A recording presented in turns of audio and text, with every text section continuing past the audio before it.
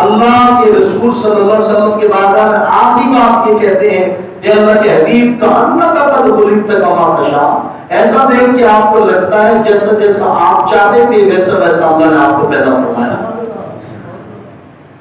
انسان ہے نا تو وہ ہماری تو سوچے ناقص ہے، لیکن اللہ کے رسول کی تو شان جدا ہے۔ تو رسول اللہ صلی اللہ علیہ وسلم کی شان برابر رہا۔ ہم کہتے ہیں کاش میں ایسا ہوتا، کاش میں ایسا ہوتا، میرا یہ والا نقشہ یوں ہوتا، وہ یوں ہوتا۔ ایک انسان ہے وہ کوئی کسی حال میں راضی رہے تو وہ اللہ کے اولیاء ہیں، نیک صالح مومنین ہیں، ان کی بات نہیں ہو رہی۔ تو اللہ کے رسول صلی اللہ علیہ وسلم کے بارے میں کہا گیا جیسا جیسا گویا آپ چاہتے تھے، لیکن ایسا نہیں کہ رسول راضی، حضور سے بڑھ کر اللہ کا جو شکر ادا کرنے والا کون ہو سکتا ہے؟ لیکن رسول اللہ کے بارے میں کہا گیا کہ اللہ کا قد خلقت کما تشاء، آپ ایسے بنائے گئے ہیں جیسے آپ چاہتے تھے، ایسے حسین و جمیل ہیں۔ اللہ اکبر۔ یہ قصیدہ شریف کے اندر کہا گیا عربی کے اندر کہ فرمایا لم یخلق الرحمن مثل محمد اولو علمی انہ لا یخلق، فرمایا نہیں پیدا کیا گیا اللہ نے مثل محمد کا کوئی، اور مجھے یقین ہے کہ وہ نہ کوئی پیدا ہوا ہے نہ کوئی ہوگا۔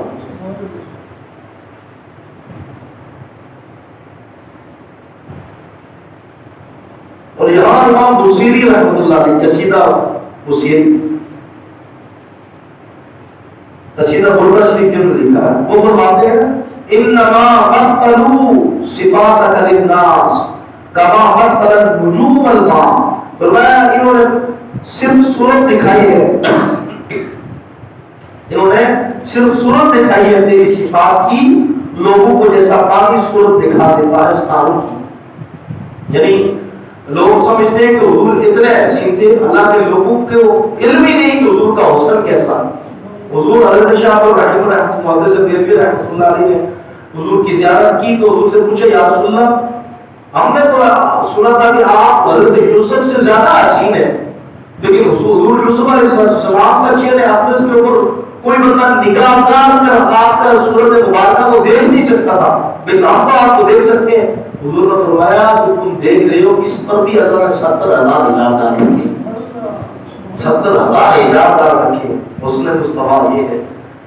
تو فرمایا کہ جس طرح ستارے ہیں جیسے پانی میں بندہ کھڑا ہو کے رات کے وقت دیکھتا ہے، وہ پانی کے اندر ستاروں کا عکس نظر آتا ہے، فرمایا حضور کا بھی تمہیں عکس نظر آیا ہے، اصل حضور نظر نہیں آیا۔ یہ امام بصیری فرماتے ہیں۔ تو میں نے چند جو باتیں اس میں سے عرض کرنی تھی، حضور کی بینی مبارک یعنی حضور کی مبارک ناک، اس کو بینی مبارک کہا جاتا ہے۔ چند باتیں یہ ابتدائی صورت کے لحاظ سے بھی ضروری ہے کہ ان کو بھی بیان کیا جائے۔ آپ صلی اللہ علیہ وسلم کی یہ مبارک ناک خوبصورت اور دراز تھی، اور درمیان میں ابراؤ نمایاں تھا، اور بین یعنی ارنین پر ایک نور درخشاں تھا۔ جو شخص باغور تأمل نہ کرتا اسے معلوم ہوتا کہ بلند ہے، حالانکہ بلند نہ تھی، بلندی تو وہ نور تھا جو اسے گھیرے ہوئے تھا۔ یعنی یہ نور کی یہ چمک تھی آپ صلی اللہ علیہ وسلم کے مبارک ناک آپ پر، مبارک بینی پر، کہ جو شخص دیکھتا تو وہی سمجھتا حضور صلی اللہ علیہ وسلم کی مبارک ناک کتنی بلند ہے، کتنی اٹھی ہوئی ہے، وہ یہ سمجھتے تھے کہ بلند ہے۔ حالانکہ اس طرح کا دوسرا حوالہ آپ سنیں گے تو آپ کو ذرا سمجھ آئے گی۔ حضرت خدیجہ الکبریٰ رضی اللہ تعالی عنہا کہتی ہیں کہ جب میں نے اپنے سرکار صلی اللہ علیہ وسلم کو تجارت کا سامان دے کر شام کی طرف بھیجا تھا، تو جب حضور جان عالم صلی اللہ علیہ وسلم تجارت کر کے واپس تشریف لا رہے تھے تو تمام عورتیں، اس وقت حضور کے نکاح میں نہیں تھی، نہ شادی کی بات تھی، تو کہتی ہیں تمام عورتیں اپنے خاوندوں کو اپنے شوق کے لیے، اپنے قرابتداروں کے لیے چھتوں پہ چڑھی یا اوپر پہاڑوں پہ چڑھی یا کناروں پہ چڑھ کے کھڑی ہوئی، اور انہوں نے ان کا استقبال کرنے کے لیے، ان کو دیکھنے کے لیے کھڑی ہوئی، تو میں بھی اوپر چلی گئی۔ تو میں نے جب میری نگاہ پڑی محمد مصطفیٰ پر صلی اللہ علیہ وسلم پر، تو مجھے ان کی چار دھار سب سے الگ ہی نمایاں نظر آئی، اور میں دیکھ کر یہ کوئی مکمل فیصلہ نہ کر پائی کہ کیا حضور سب سے بڑے ہیں، کیا حضور کا قد سب سے بلند ہے، یہ سب سے چھوٹا ہے۔ جب حضور چلتے تو گویا سب سے آگے آگے تھے، اور عملوں کے لحاظ سے حضور جان عالم صلی اللہ علیہ وسلم کا قد سب سے دراز تھا، اگر پیچھے بھی ہوتے تو پھر بھی کو لگتا سب سے دراز ہے، لیکن حضور کا قد میانہ تھا، درمیانہ تھا۔ یعنی اس قدر اللہ نے اپنے حبیب کو شان عطا فرمائی ہے کہ دیکھنے والا مکمل فیصلہ نہیں کر سکتا تھا کہ حضور کی شان کیا ہے۔ حضرت صدیق اکبر رضی اللہ تعالیٰ عنہ نے جب نبی اکرم صلی اللہ علیہ وسلم نے کہا کہ ابو بکر اللہ کی عالم ارواح میں جب رب نے فرمایا الست بربکم، کیا میں تمہارا رب ہوں، تو سب نے آگے سے کہا قالوا بلا، سب نے کہا کیوں نہیں؟ تو صدیق اکبر سے نبی کریم صلی اللہ علیہ وسلم نے فرمایا کہ ابو بکر کیا تم جانتے ہو کہ روح عالم ارواح میں سب سے پہلے اللہ کے آگے جواب میں کس نے دیا؟ تو صدیق اکبر نے کہا کیوں نہیں یا رسول اللہ، میں سب سے پہلے جانتا ہوں کہ آپ نے ہی قالوا بلا کہا تھا، آپ نے ہی بلا کہا تھا، ہاں ہمارے رب تو ہی تو ہمارا رب ہے، تو ہی تو ہمارا معبود ہے، تو ہی تو ہمارا مسجود ہے۔ تو صدیق اکبر رضی اللہ تعالیٰ عنہ سے رسول اللہ دوسرے موقع پر فرمایا کہ ابو بکر یہ مت کہنا کہ سفر حضر میں، یار میں، غار میں اور آگے پیچھے سفر حضر کے معاملات میں میرے ساتھ رہتے ہو، یہ مت کہنا کہ تم میری حقیقت کو سمجھ گئے ہو، حقیقت محمدی کو جان گئے ہو، بلکہ میری حقیقت میرے رب کے علاوہ کوئی نہیں جانتا کہ حقیقت محمدی کیا ہے۔ اللہ اکبر۔ آپ صلی اللہ علیہ وسلم کی مبارک پیشانی کیسی تھی؟ آپ صلی اللہ علیہ وسلم کی پیشانی مبارک کشادہ تھی اور چراغ کی مانند چمکتی تھی۔ حضرت حسان بن ثابت رضی اللہ تعالیٰ عنہ نے فرمایا مَتَى يَبْدُ فِي اللَّيْلِ الْبَهِيمِ جَبِينُهُ بَلَغَ مِثْلِ مِصْبَاحِ الدُّجَاجِ الْمُتَوَقِّدِ، جب اندھیری رات میں آپ صلی اللہ علیہ وسلم کی پیشانی ظاہر ہوتی تھی تو تاریکی کے روشن چراغ کے مانند چمکا تھا۔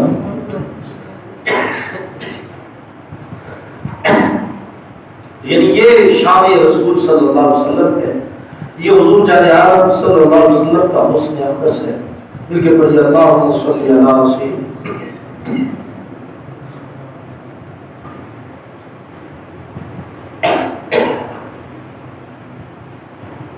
تو آپ صلی اللہ علیہ وسلم کی مبارک آنکھیں، چشمان مصطفیٰ صلی اللہ علیہ وسلم، ان کا ذکر آپ سنتے ہوں گے، یقیناً سنا بھی ہوگا، لیکن نور بخش پبلی رحمۃ اللہ علیہ کا انداز ہی مرادہ ہے۔ آپ فرماتے ہیں کہ آپ صلی اللہ علیہ وسلم کی مبارک آنکھیں بڑی، نہ یعنی اتنی لمبی تھی، بڑی تھی، نہ چھوٹی تھی، درمیانی، اور قدرت الہی سے اللہ ہی کی طرف سے سرمگی تھی، اللہ ہی کی طرف سے سرما لگا ہوا، اور پلکیں آپ کی دراز تھی، اور آنکھوں کے اندر سفیدی باریک سرخ ڈورے کے تھے، یعنی سرخ ڈورے اور سفیدی زیادہ تھی۔ کتاب سابقہ میں یہ بھی ہے کہ آپ صلی اللہ علیہ وسلم کی ایک علامت نبوت یہ بھی تھی کہ آپ صلی اللہ علیہ وسلم 25 سال کی عمر شریف میں، یعنی یہ جو آپ کی آنکھوں سے یہ جو ظاہر ہو رہا تھا کا سرخ ڈورا اور سفیدی زیادہ، یہ پچھلی کتابوں میں لکھا تھا کہ وہ نبی جو آخری ہوں گے وہ ان کی آنکھوں کی نشانی یہ ہو، اور آپ صلی اللہ علیہ وسلم نے 25 سال کی عمر شریف میں خدیجہ الکبریٰ رضی اللہ تعالی عنہا کی طرف سے ان کے غلام بیسرہ کے ساتھ تجارت کے لیے ملک شام کا سفر کیا، اور بصرہ میں نسطور راہب کے عبادت خانے کے قریب ایک درخت کے نیچے اترے، تو راہب مذکور نے یعنی بس نسطور نے آپ صلی اللہ علیہ وسلم کی نسبت یہ سوال کیا کہ کیا ان کی دونوں آنکھوں میں سرخی ہے؟ ابھی اس نے حضور کو نہیں دیکھا، پچھلی کتابوں کا عالم راہب تھا، تو کہا کیا حضور کے آنکھوں میں، ان کے جو آپ کے نبی ہیں، کیا ان کے آنکھوں کے اندر سرخی ہے؟ تو اس بیسرہ نے کہا کہ ہاں سرخی تو ہے۔ اس کو راہب نے کہا کہ یہ خوشبخت ان سے کبھی جدا نہ ہونا، ان کا ساتھ نہ چھوڑنا، ان کا دامن نہ چھوڑنا، پکڑ کے رکھنا۔ اللہ تعالیٰ نے آپ صلی اللہ علیہ وسلم کے بصر شریف یعنی آنکھوں کا بصر قرآن میں بیان فرمایا، فرمایا ما زاغ البصر وما طغى. یہ سورہ نجم شریف کی چھٹی یہ آیت ہے اور اس کے اندر یعنی 7ویں آیت ہے. فرمایا کہ بہتی نہیں نگاہ اور حد سے نہیں بڑھی. یہ آپ کی مبارک آنکھ کی شان قرآن میں بیان ہے. شب معراج میں آپ صلی اللہ علیہ وسلم کی آنکھ مبارک نے ان آیات کو دیکھنے سے عدول و تجاوز نہ کیا، یعنی وہ نشانیاں جو اللہ نے دکھائی نہ حد سے بڑے نہ کم دیکھا، اور جن کے دیکھنے کے لیے آپ صلی اللہ علیہ وسلم معمول تھے. اس سے یہ پتہ چلتا ہے کہ آپ صلی اللہ علیہ وسلم کو ایسی غایت درجہ کی قوت بصارت عطا ہوئی تھی کہ آپ صلی اللہ علیہ وسلم جس شے کو دیکھتے خواہ وہ غایت درجہ خفا میں ہو اسے یوں ادراک فرماتے تھے جس طرح وہ واقع اور نفس الامر میں ہوا کرتی. یعنی آپ صلی اللہ علیہ وسلم جیسے آگے سامنے دیکھتے تھے ایسے ہی حضور پیچھے بھی دیکھا کرتے، ایسے ہی حضور پیچھے، یعنی ہم آگے دیکھ رہے ہیں ہمیں خبر نہیں پیچھے کیا ہو رہا، لیکن حضور دیکھ آگے رہے ہیں جیسے سامنے والوں کو دیکھ رہے ویسے پیچھے والوں کو بھی دیکھ رہے. اب وہ حدیث بخاری شریف کے اندر موجود ہے. حضور جان عالم صلی اللہ علیہ وسلم نے صحابہ کی صف کے اندر وہ معاملہ ہوا تو حضور نے نماز پڑھ فرمایا کہ صحابہ میں تمہیں ایسے ہی دیکھتا ہوں جیسے ظاہراً تمہیں آنکھوں سے دیکھتا ہوں آگے کی طرف، میں تمہیں نماز کے اندر بھی ایسے ہی ملاحظہ کرتا ہوں. بے شک اپنے رکوع سجود پورے کیا کرو اور نماز کے معاملات کو درست کی کرو. یہ یعنی اس طرح کا مضمون حدیث کے اندر موجود ہے. اور پھر حضور صلی اللہ علیہ وسلم کا یہ یعنی حضرت میمونہ رضی اللہ، یہ بھی بخاری شریف کے اندر ہے اور موج میں پوسٹ کے اندر بھی ہے.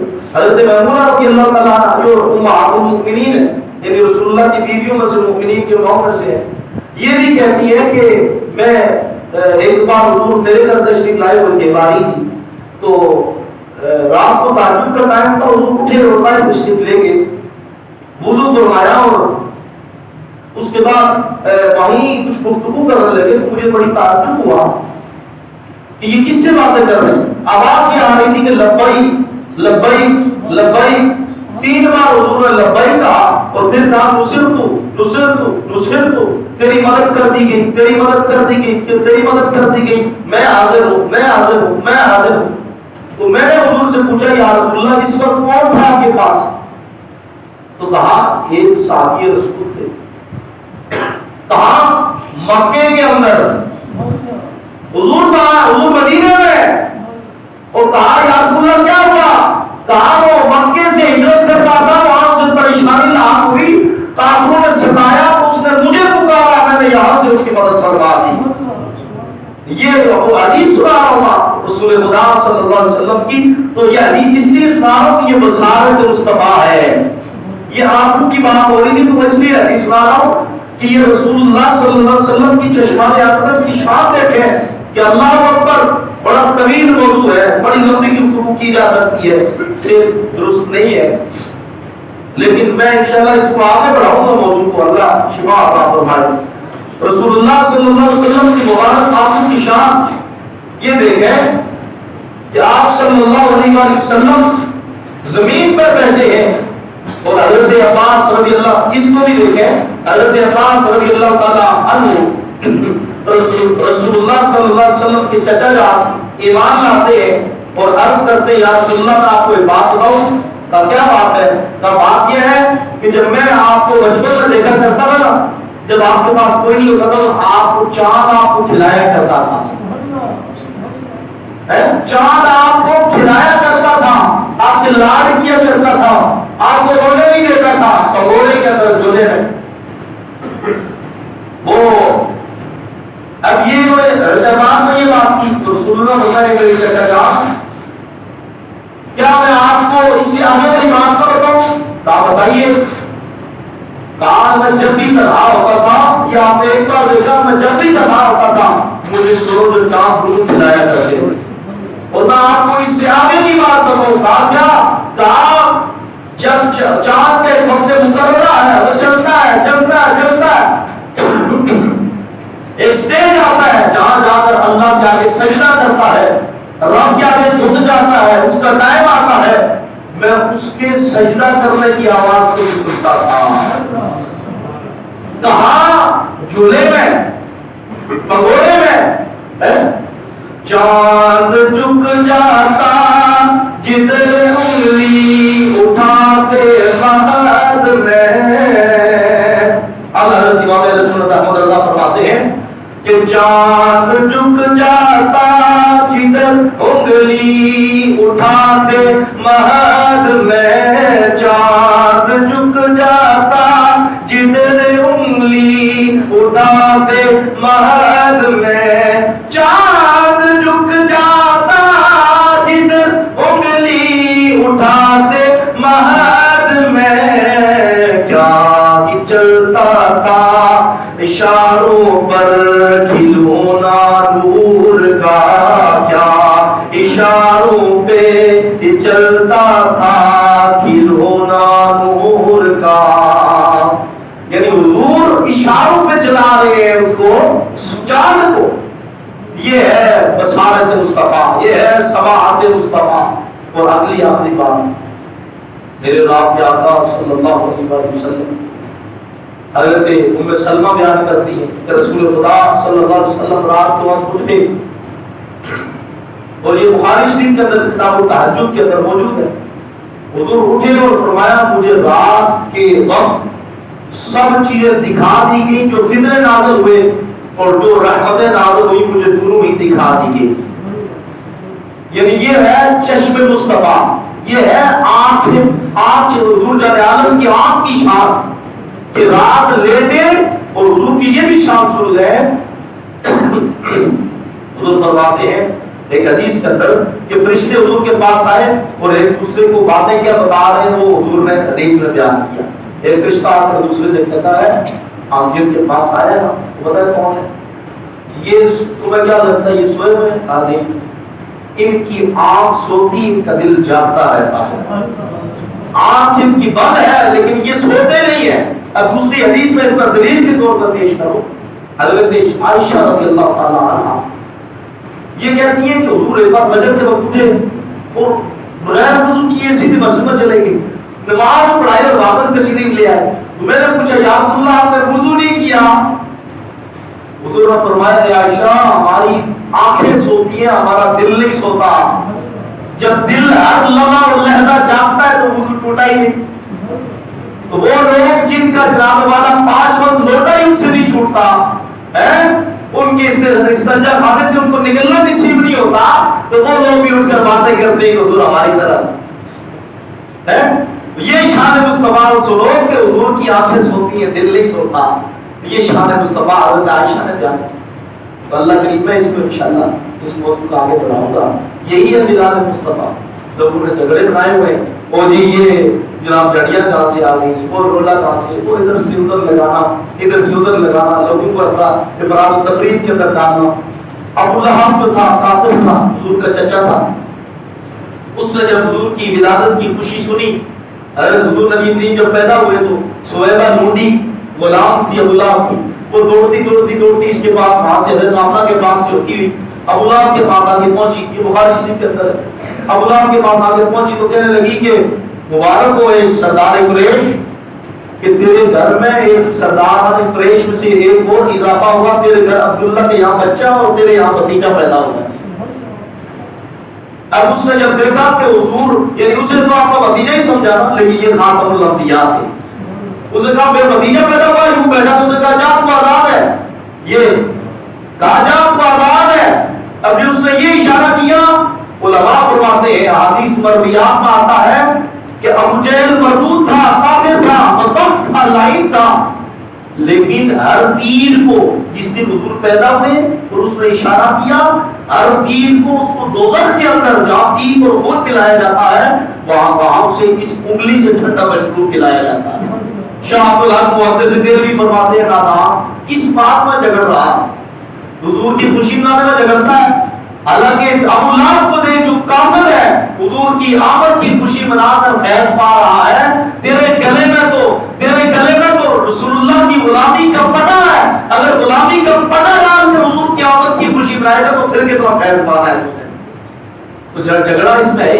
وہ خواتین عورتیں جو گلی محلوں میں جناب محفل بنا کر اپنے گھروں کے اندر وہ جناب فل آواز نکال کر پوری گلی میں آواز آ رہی ہوتی ہے، ان عورتوں کا پڑھنا نافرمانی ہو یا قرآن کی تلاوت ہو ناجائز ہے، ناجائز ہے، ہر حال میں ناجائز ہے۔ عورت کی آواز بھی عورت ہے، وہ عورتیں جو میلاد کی لائٹنگ دیکھنے کے لیے یہ جناب والا وہ بے حیائی پھیلاتی ہے، ایسی عورتوں کا اہل سنت کے ساتھ کوئی تعلق نہیں۔ بحمد اللہ تعالیٰ میلاد مصطفیٰ کو ہے جو میں نے آپ کے سامنے جمعے میں بیان کیا ہے، حضور کی شان بیان کرنا اسی کو میلاد کہتے ہیں، اور کیا ہے؟ وہ اللہ نے قرآن میں بھی بیان کی ہے۔ انشاءاللہ اللہ حیاتی کرے، اللہ شفا عطا فرمائے۔ اگلے جمعے کو میں انشاءاللہ درحلے سے انشاءاللہ آپ کو سناؤں گا، کیونکہ وہ ایک آخری بات ہے۔ اقبال رحمۃ اللہ علیہ فرماتے ہیں لباتا ہے دل کو جوش خطیب، لباتا ہے دل کو جوش خطیب، مگر ہے یہ لذت سے بے نصیب۔ مولوی صاحب جوشی تقریر کر سکتے لوگ آسو مزہ آیا، آج ہی تو مزہ آیا، تو آہستہ آہستہ اگر جو حدیث کے سارے حوالے کو کہیں ڈالنا اچھس نہیں ہے، یہ ہمارا مزاج بن چکا ہے۔ چلیں چند باتیں اگر آپ کو دھڑلے سے سمجھ آ جاتی ہو تو دھڑلے سے کریں گی، آہستہ آ جائے آہستہ کریں گی۔ ہمارا تو کام ہے پیغام پہنچانا، کسی تک بات پہنچ جائے۔ اللہ عمل کی توفیق عطا فرمائے اور اللہ